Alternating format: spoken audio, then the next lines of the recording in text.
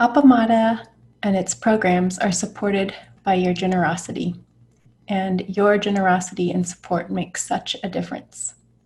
You can find a link for contributions on the website at appamada.org. Thank you.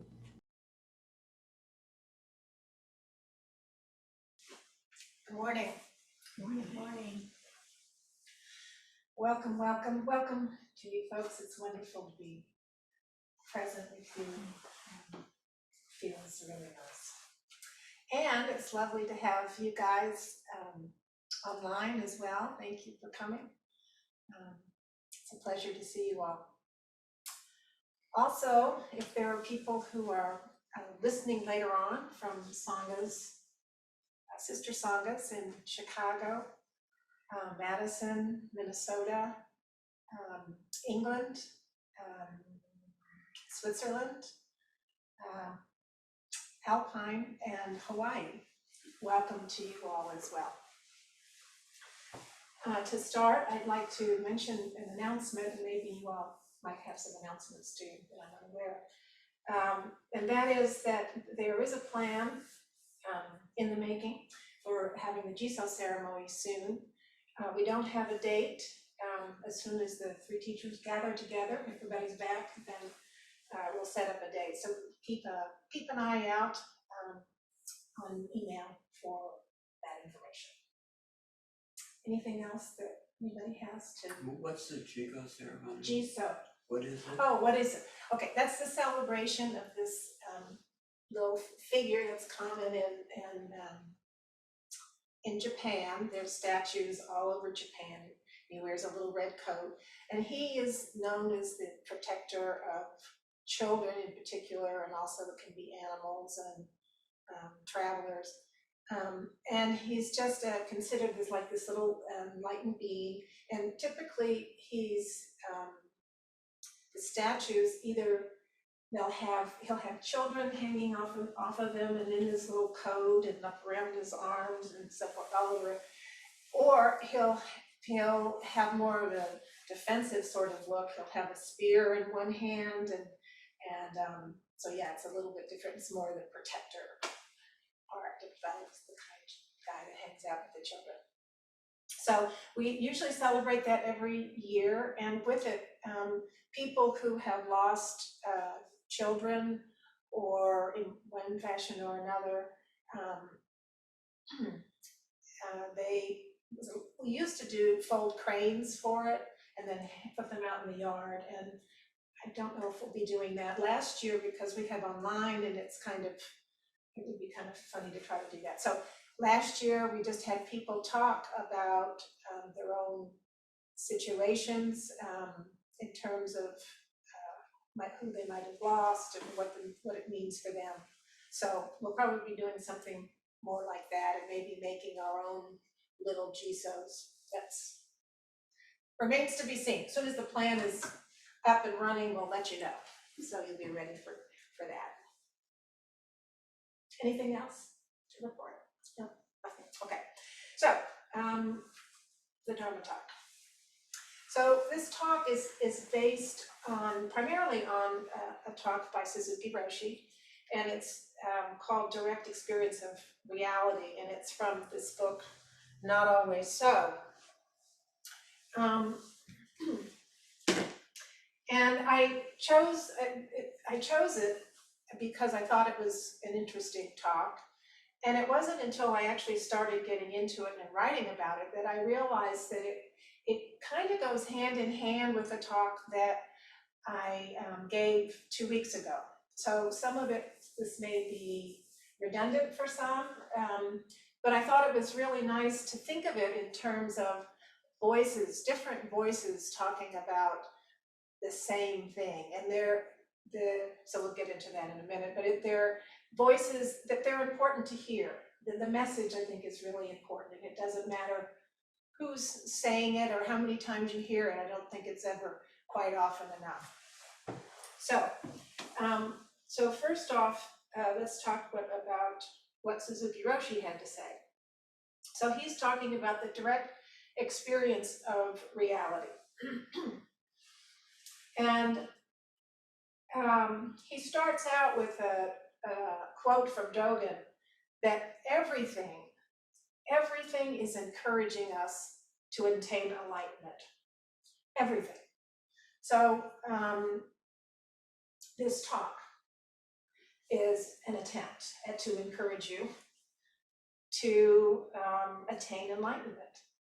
The writings that we have, everything that happens to us is an attempt to enlighten you.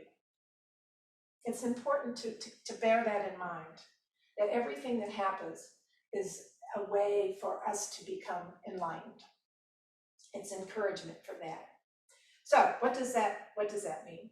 So we spend time studying and reading Buddhism, and sometimes we may think, oh, I feel like I've been enlightened from what I read. And so, and that may be so, the mind, the intellect can help us understand what we're dealing with, but it may not necessarily be that it's the intellect that will actually take us to the direct experience. So it may help us understand it and then lead us to it, but it may not be the direct thing. But that's not to say that intellectual understanding is not important. It is. And it doesn't mean that enlightenment is something completely different. But the true direct experience of things, it can be intellectualized, but this is a conceptual understanding and it may help us, but it's not the real deal in and of itself. So, and it's really important to understand the difference between intellectual understanding and a direct experience of reality, because there is a difference. And it's very helpful if you have a true teacher who can tell you that and help you with that. So when one studies Buddhism, Suzuki Roshi says, and it's obvious, one must have a strong conviction to study with both the mind and the body. So direct experience will come when you, the description of it is that it will come when you are one with your activity. You're one with your activity. You have no idea of the self. So I think most of us have probably had experiences, and I think of it in terms of in retreat, for example, when, especially after several days of retreat, and we're being told to do our work practice, just do the work practice. And we focus just on what we were doing as we do it, and the self often just slips away over after being in retreat for a while. So, and then you have the direct experience of just doing something, and you're not with self-concern. You're not worried about, am I doing this right? Am I doing this wrong? You're not worried if you're being successful or not, or all these dualistic notions that often come up when we're trying to practice. So if you think that you have some sort of problem with your practice, you're just having a problem, it means, according to Suzuki Roshi, is that their practice isn't good enough. That sounds kind of dualistic, but we'll put that aside. But he says your practice is good enough when you actually see and do what you see and do is the direct experience of reality. Again, sense of no self. It's not egoic. So, without knowing this, without realizing that it's separate from self, then we enter into judgments. And we do this all the time, I think. I speak for myself anyway. That we say, well, no, this is wrong. This is right. And this is perfect. Well, this is not. And so then we've kind of gotten away because doing real practice, these judgments don't apply. They just don't come in. It just is. We're just doing it. So, so one needs, again, this strong conviction to realize life beyond successful and unsuccessful, right or wrong, And that real practice goes beyond these dualistic ideas of good and bad, and beyond the feeling of fear, which is often what arises when things come up, when things come up that you don't expect and that aren't what you wanted. Stuff that comes up all the time in our lives, that, we have car accidents and we get sick or people die and all that sort of stuff. So, and yet the idea is we accept things. Doesn't mean we're joyful necessarily about it, but we accept it. And this goes back to the talk that I made 2 weeks ago about Hakim, who was the monk who was accused of fathering a child, which wasn't true, but when the parents came with the child and said, "You take it," he took the child and said, "Is that so?" When he was accused of it, "Is that so?" And he took the child, "Is this so?" And of course they came back in a year and said, "Oh, she was lying. It was actually this guy that worked in the fish market." And so they took the child back and he responded the same way, with total equanimity of, okay, and then letting this child loose, despite the fact that he lost his reputation during this whole ordeal. So it's that kind of thing. He's just doing the next thing without getting all involved in how he feels about it. The ego is not there, which is truly amazing. So that is real practice. So this is also the same practice, and I brought this up, came up last talk as well, that is involved in our bodhisattva vow. The bodhisattva vow, that beings are numberless, I vow to free them. Delusions are inexhaustible, I vow to end them. Dharma gates are boundless, I vow to enter them. Buddha's way is unsurpassable, I vow to embody it. So, real conviction to make this vow even, which can we help every sentient being? Can we save all of them? Well, we don't really know that we can. And it doesn't really matter if we can or we can't. The point is that we're fixing our way that direction, right? That's what we're doing. So it's kind of in line with this same sort of thing, that our practice, real practice, is shooting for something and doing the best that we can without a bunch of opinions and upset, all of our reactions. And those are, I'm not saying that that's not a normal thing we do. So we work with that and we try as hard as we can to understand things, but let go. We'll get to that. But we need to it's a question of letting go of some of those reactions and learning to accept things so that we can actually live with them, because they're going to be there and we can fight with it and struggle. I don't know if you remember ever getting caught in something that you're really upset that it's happened. And so that overshadows everything, and it really kind of messes things up for everybody around you as well. So this is the teaching that is considered, well, for one thing, if we're able to meet things directly like that, then we're opening ourselves to invaluable other teachings. And these are considered the incomparable teaching, the true teaching.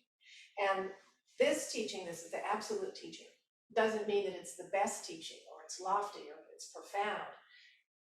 Rather, it's the teaching on how to practice. And that's what makes it so essential, how to practice.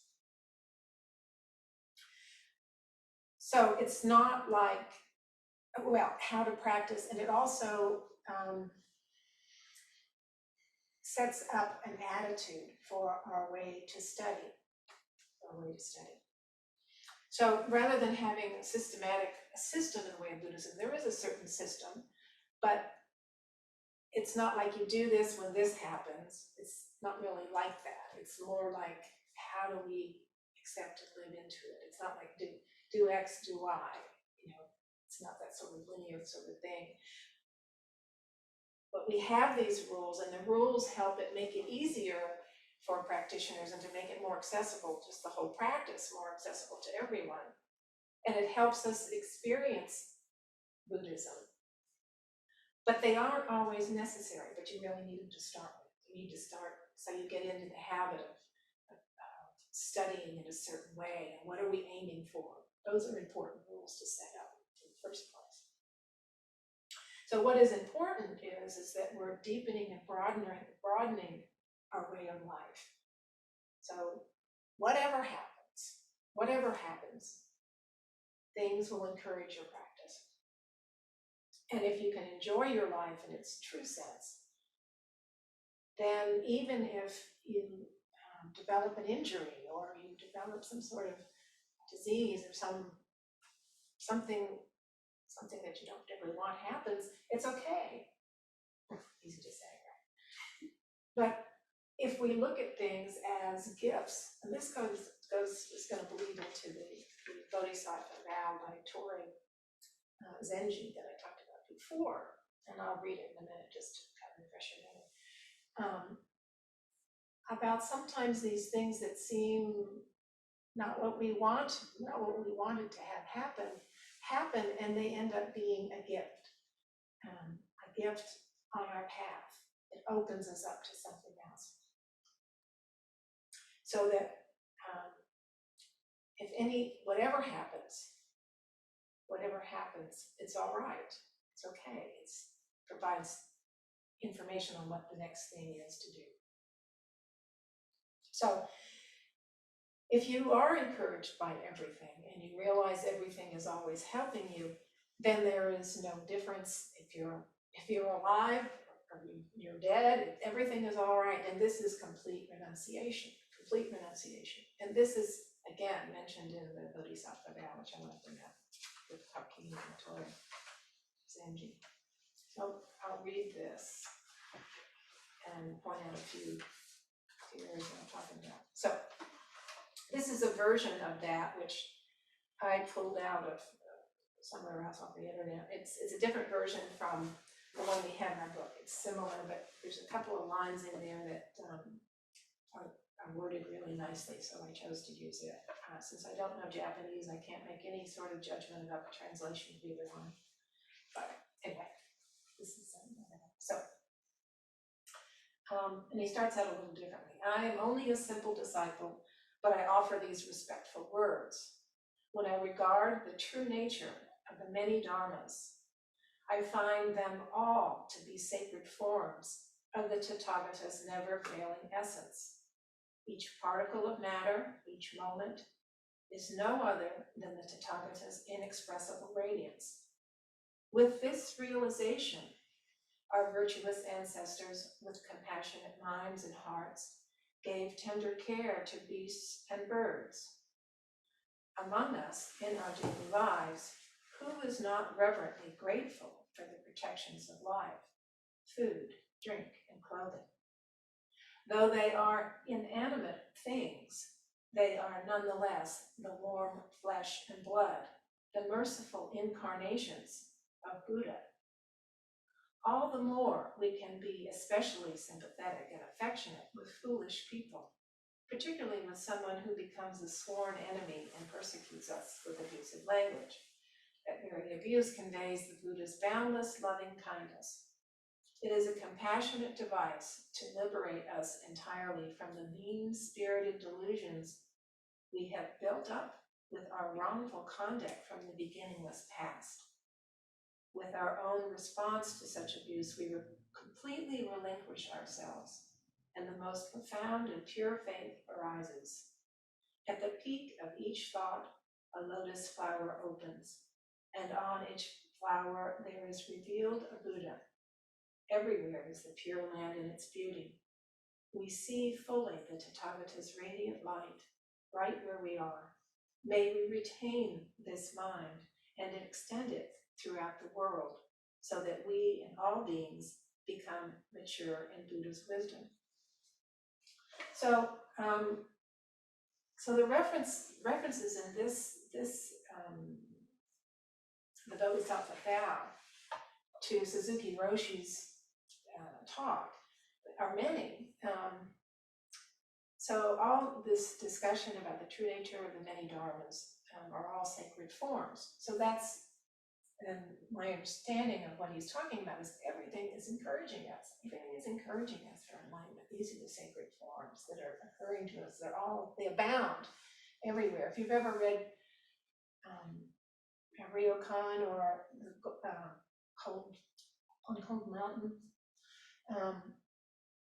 you read that stuff and they're writing about the beauty and everything around them, or their loneliness, or whatever they're talking about, but they're talking about it in a pure sense, that it's all impacting them, and it's all the Tathagata's gift to us. That's what I see. So with this realization of virtuous answers, with compassionate minds, give tender heart, blah, blah, blah, and the gratitude for all the protections of life. And though they are inanimate things, they are nevertheless the warm flesh and blood, the merciful incarnations of Buddha. And it's just, I mean, when I read these lines, I think, wow, what is it to think about every day, to be aware enough to say, wow, what if I were just to consider what's going on at this moment as the warm flesh and blood of the Tathagata?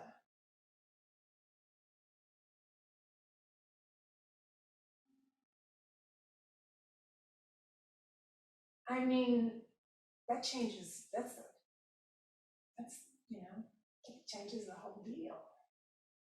What gratitude, for one thing, does that create? And it's instead, it's not the big struggle that sometimes our lives can be. It just moved me a lot to even contemplate that. So we talked last time I spoke about this, people who abuse us, and I'm not talking about abusive relationships that adults may be involved in. We don't want to encourage people to just say that's coming from the Tathagata. I don't even want to go there. So that's not what we're talking about. But that's just a whole different conversation, I think. So, what was I going to say about that? This open response that's what I'm talking about. This open response to see things in this light, and it being a renunciation, a complete renunciation. And I think about too, as we hear this all the time, or not all the time, but frequently enough, from Flint. Flint, he talks a lot about renunciation, about letting go. He uses that terminology, just letting go. How simple do you want to make it? And as a means to be fully alive in our lives, really being what is, life as it is, the only teaching, really being with that, and then also know that there's a force out there that's offering it. I don't know what is that about that. So, and the Suzuki Roshi said, realizing everything is helping you. This is complete renunciation, letting go. Okay, where have I gotten myself? I know I've gotten off my page. Okay.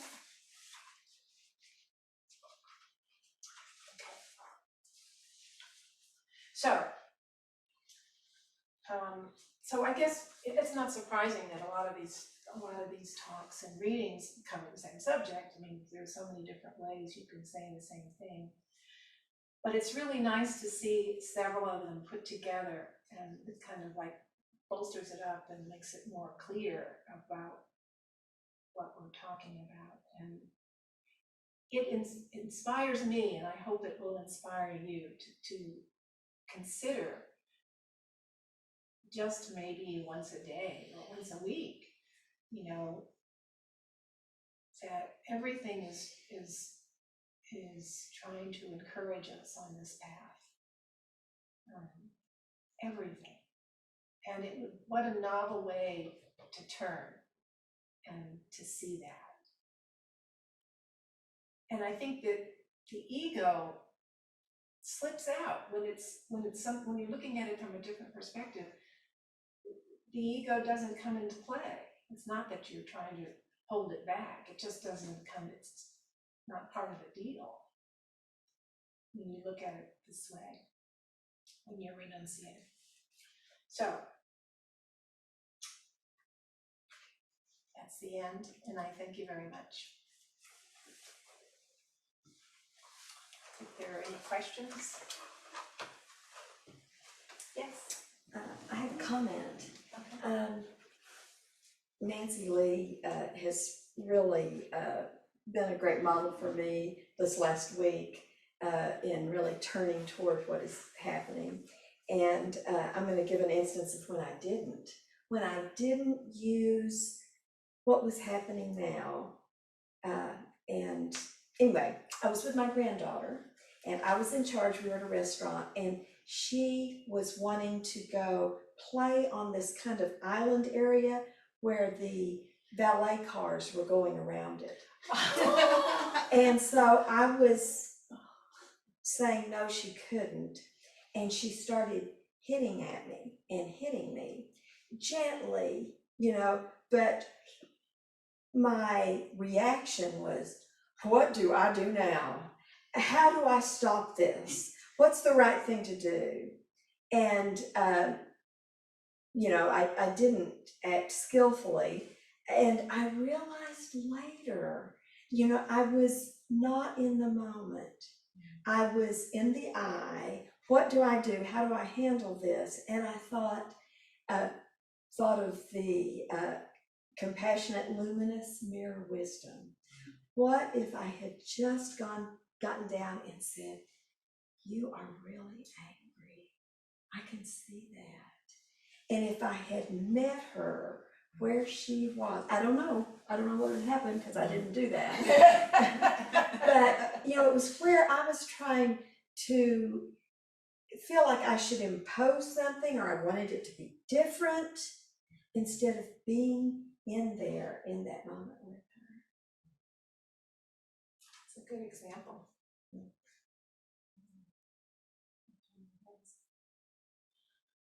With my mom, similar sort of situation. But yeah, that's that gap, finding that space, momentary space. Just remembering to do that. Everything. Makes a big difference. That's how we practice. So many Dharma gates. Lots of them. Yeah.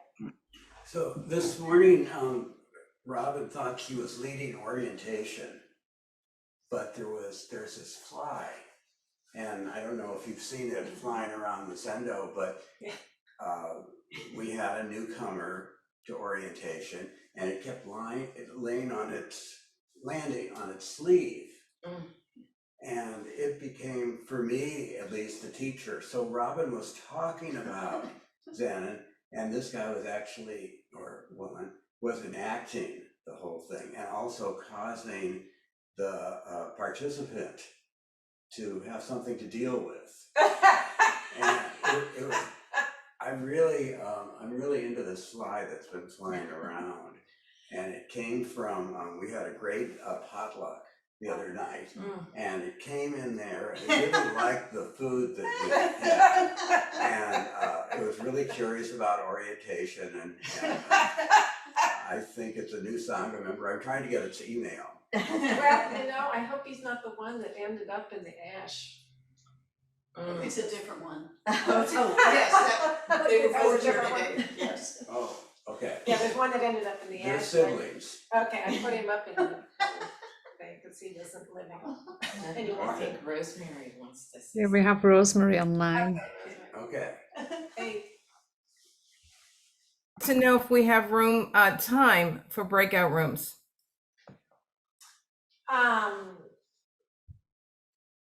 It's 10:32. yeah, as long as we finish by 1:45. Yeah, we have a little bit of time. Is there something particular you would like to discuss? Oh yeah. I just find it really helpful to talk in the small group. I mean, I'm as you know, I can talk in the big group too. But I find that you know, there's more chance that more people will share when we get into the little groups. Even for 10 minutes, you know. Yeah, sure, I'm okay with that. Maybe we should take, oh, there's 2 people that want to talk. It was Lynn first. Should we take Lynn's question? And Yeah, let's do that, because she's been waiting.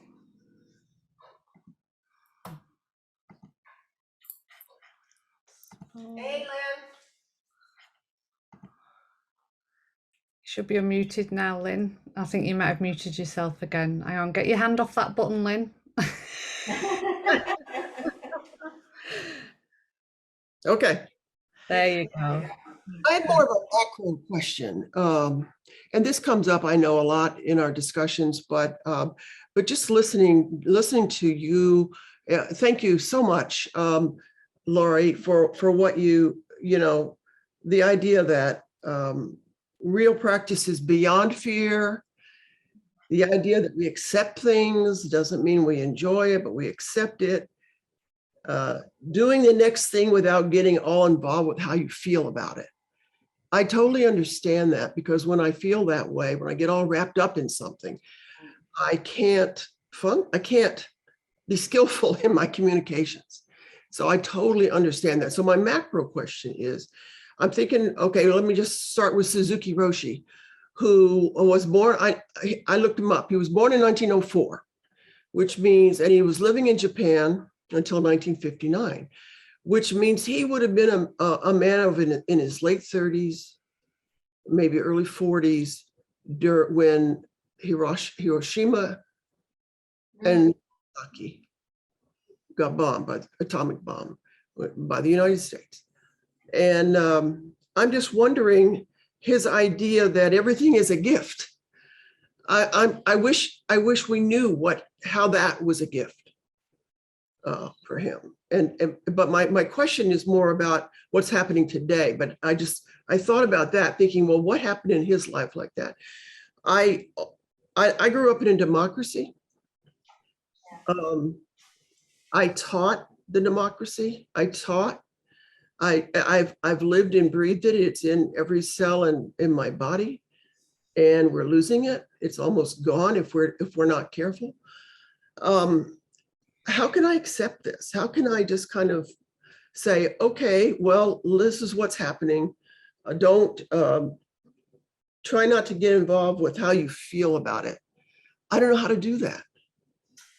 Yeah, there's a really good discussion about that, and I was going to bring it and I didn't. In the book, in the Buddha's words, and the Buddha talks directly about emotional involvement and the danger of that. So that would be a good reference right now. Oh, we probably have it back there, but oh well. So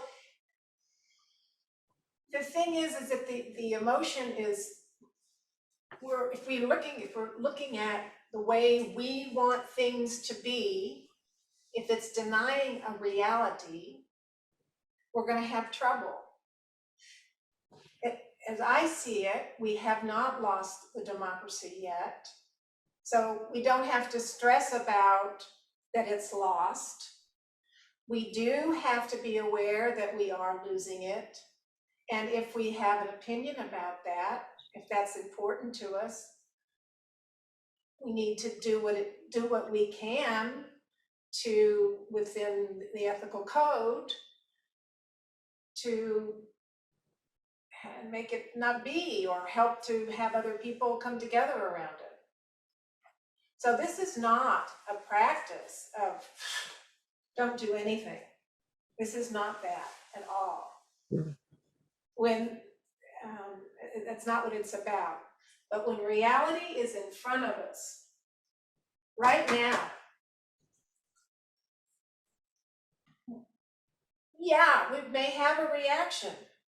But the ideal part, when you're so skilled at practice, you know, you're like Suzuki Roshi, and you can just take that in. This is where we are. What's the next step? But we're not there yet. The resistance is for now. After the fact, you may want to do resistance too, but it's not about the feeling about it, is what's the next step? Mm. I think that's the distinction. Because if your feelings are, it's a Oh, rabbit hole. Mm.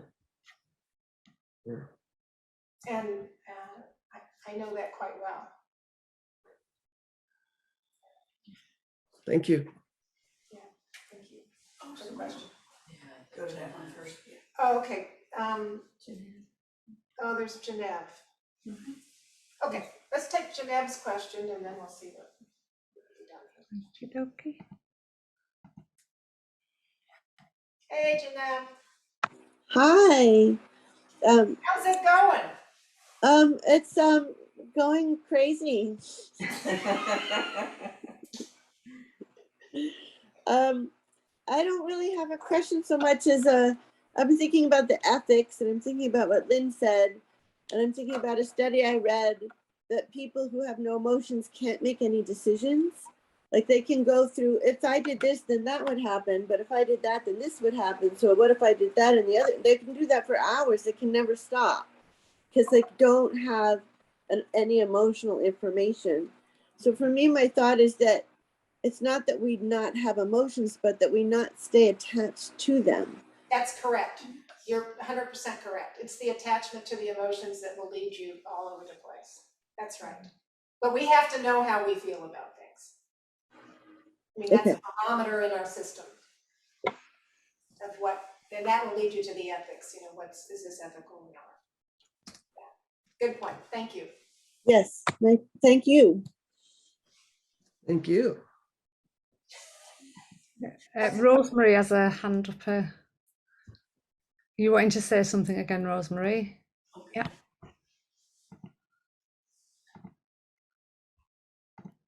Thanks. So first of all, thank you. I love this talk. And the idea that I think it did fit with your talk a few weeks ago about that these trials, these vexations that come to us in life can be seen as devices to help us cultivate compassion and loving kindness no matter what.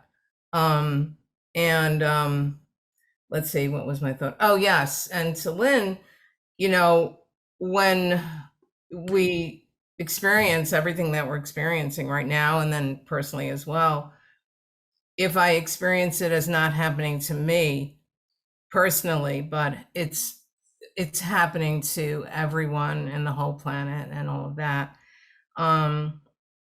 I think that helps because it helps dissolve the self a little bit when you see it that way. And I do have a little example, personal one. So some of you know that I have struggled with ringing a bell that actually resonates in our meetings. It clinks, just does not, extend the way it does when I'm hearing it. So I was, I had this responsibility in a meeting for about a year, and nobody said anything. And then one day Kim said, it's kind of clinking. He said it much nicer. But anyway, I get very sensitive about these things. So to me, it became, I felt some personal reaction inside, sometimes outside too. Anyway, long story short, people are trying to help me with it. I had a session with Kim. Let's look at the settings, blah, blah, blah, blah. Time went on, and Nancy, who one morning had to ring the bell unexpectedly, and it was beautiful, said, Nancy, maybe you can help. I think we had one meeting, and then again, it got forgotten. Anyway, so she reached out to me, and it's like, I don't want to deal with this bell anymore, my bell. And yeah, so we had a meeting recently where I said, Nancy, I really didn't want to, but she was offering. So I said, let's just look at all your settings. Long story short, it got resolved. The bell rings beautifully. I'm afraid to try it now because I'm not sure. But I'm raising it because as you were speaking, I thought, okay, if it wasn't my bell, and if it wasn't me ringing the bell, I think it would have been a lot better for me experiencing all of the help that was offered, because all of the help just felt like shining, a light on personal imperfections. So if it wasn't my bell and I wasn't ringing it, I think there would have been more openness to seeing the help as a positive thing. So anyway, so I thought that was kind of an example of a treasure that was offered to me to learn this. Thank you. Thank you. Monica. I'd like to just speak a little on Lynn's share, because I consider in my practice, meeting what is, I can acknowledge, I can acknowledge my feelings that come up and notice when they're there. And then part of the practice is also taking right action and right speech around those things. But feelings are a normal thing for human beings. And just noticing that they're there is part of the practice for me. So I just wanted to share that. Oh yeah, absolutely. Laurie, we have Winnette and Becky with their hand raised. Okay. Maybe So- we should hear from Becky first, just to, we haven't heard from her yet. Oh, wrong one. So, Okay. we're dancing here. I've got post-retreat malaise.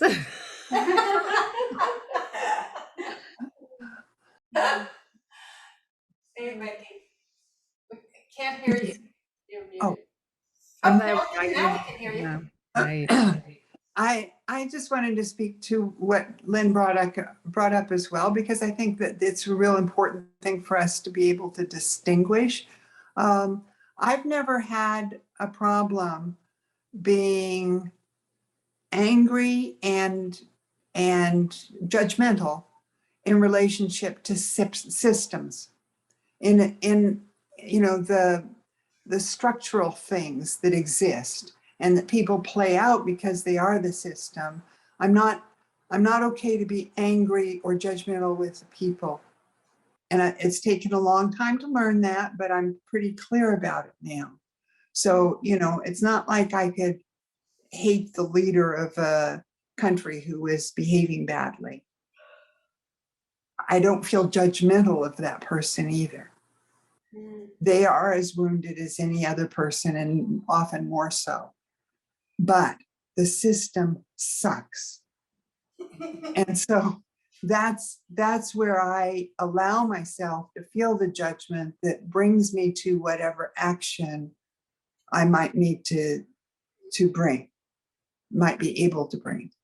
And I think it's important for us to stay judgmental about those kinds of things, as long as we don't get eaten up by it ourselves and don't address it to people. So that's where I'm working with it, not perfectly, but I think that that's important if we are going to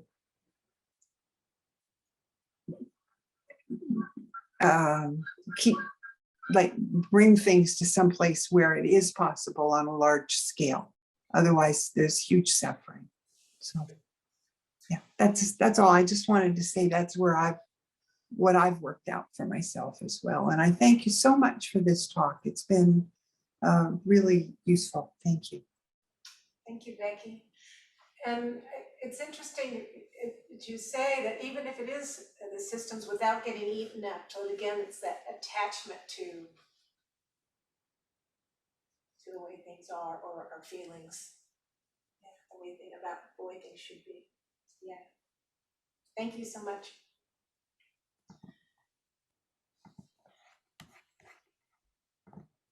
And we have Genevieve. Unclear on how much time we have. Are we done? Go ahead and say whatever you're going to say, and then we should. Okay.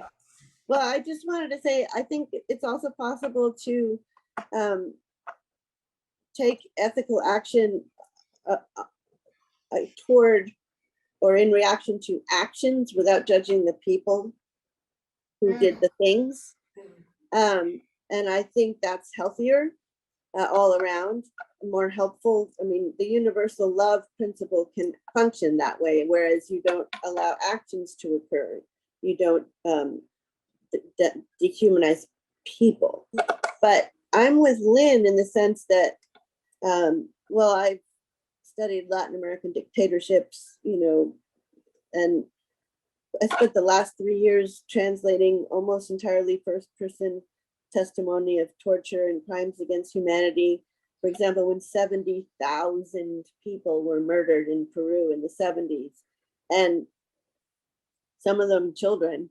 And it's very hard for me to grasp how any of those things that happened to those people were gifts or were helping them toward the path. You know, when an 8-year-old child gets massacred for no reason whatsoever, I can't think that for him it was a gift.